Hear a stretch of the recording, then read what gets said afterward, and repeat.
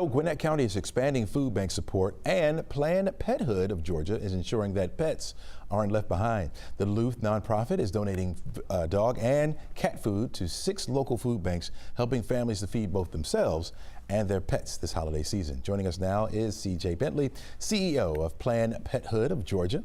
Welcome to the show. Thank you, Chesley. We are so thrilled to be here. Really appreciate it. Absolutely. Very important topic here. I don't have pets, so it didn't even come to my mind that, yeah, if you're struggling and you have pets, your pets would struggle too, right? Talk to me about those challenges that families face when it comes to taking care of their pets during these times of financial hardship. Well, first of all, we need to take care of the fact that you don't have a pet. So we're gonna fix that and make sure you end up with a pet. There's Planned Pethood provides low-cost medical care and spay-neuter services to members of our communities because the cost of veterinary care is skyrocketing, making it difficult for people to keep their pets as part of their family. And food is part of that, right? So studies will show us that people who receive food from food banks and their SNAP program, if they don't have enough pet food to feed their pets, they will feed their pets the human food that they receive. So the decisions that people sometimes have to make are heartbreaking because they've got to decide, do I feed myself? Do I give this to my pet? And so Planned Pethood, very fortunate to receive funding from a grant from the Community Foundation of Greater Atlanta to provide 1,500 pounds of food to those 6 local food banks in Gwinnett County to help allow people to get the food they need to keep their pets happy and healthy, as well as themselves. Wow. What types of pet food and supplies are being provided to the through Planned Pethood partnership with local food banks? Right. Great question. Right now, we provided 1,500 pounds of Purina dog and cat food to the food banks. And unfortunately, they said that they would go through that food in a matter of days, very probably. So, Planned Pethood operates strictly on donations. So we continue to ask folks to support our work so that we can continue to provide food because clearly there's a need. Yeah, I work at a food bank or volunteer. Mm-hmm. Do you have to ask specifically for the pet food when you go to these places, or do they have it kind of out with the regular food? I believe they have it out with the regular food. Most of them do. We will have finished our deliveries to all of the food banks this afternoon. So they all will have the pet food that they need, at least for the time being, to help get folks through the holiday.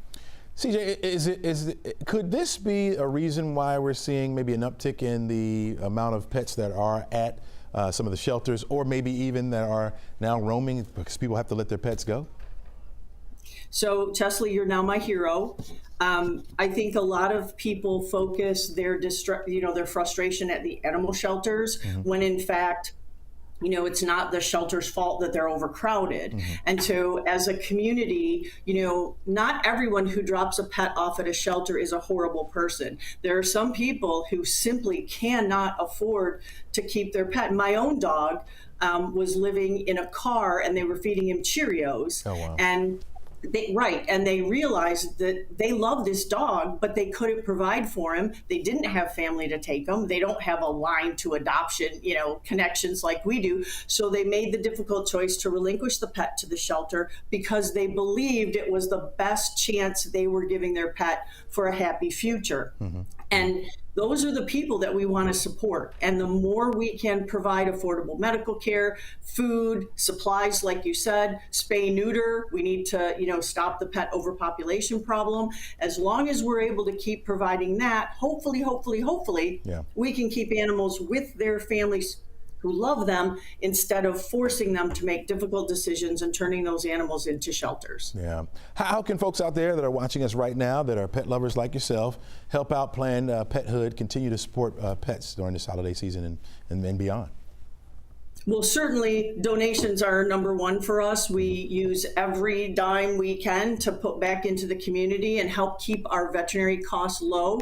We have the exact same expenses as retail veterinarians across the country, yet we charge probably in some instances a quarter to even more for some surgery less than they do. So that's a difficult financial model, to continue to balance. So donations are always very much appreciated.